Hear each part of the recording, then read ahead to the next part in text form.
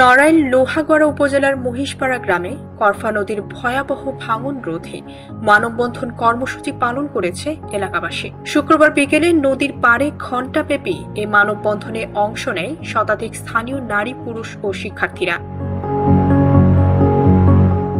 মানববন্ধনে নেতৃত্ব দেন জাতীয়তাবাদী ছাত্রদল ও যুবদলের রাজনীতিতে সুপরিচিত নাম ঢাকা কলেজ ছাত্রদলের সাবেক ভারপ্রাপ্ত সভাপতি ও যুবদল কেন্দ্রীয় নেতা এইচ.এম. রাশেদ।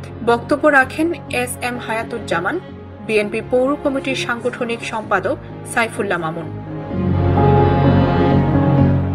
এ সময় বক্তারা বলেন, প্রতি বছর বর্ষা মৌসুমে করফা নদীর ভাঙনে ঘরবাড়ি, কৃষিজমি ও শিক্ষা প্রতিষ্ঠান হুমকির মুখে পড়ে, কিন্তু দীর্ঘদিনেও স্থায়ী কোনো ব্যবস্থা নেওয়া হয়নি।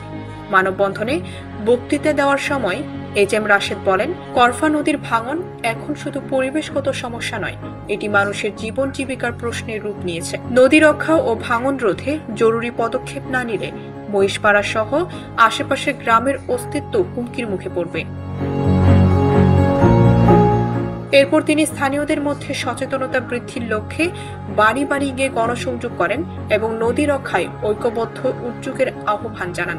এর আগে কাশীপুর ইউনিয়ন বিএনপির সভাপতি মিরাজ ফকিরের উপরে হামলার ঘটনায় খোঁজখবর নেন। ডেস্ক রিপোর্ট, ভোরের পাতা।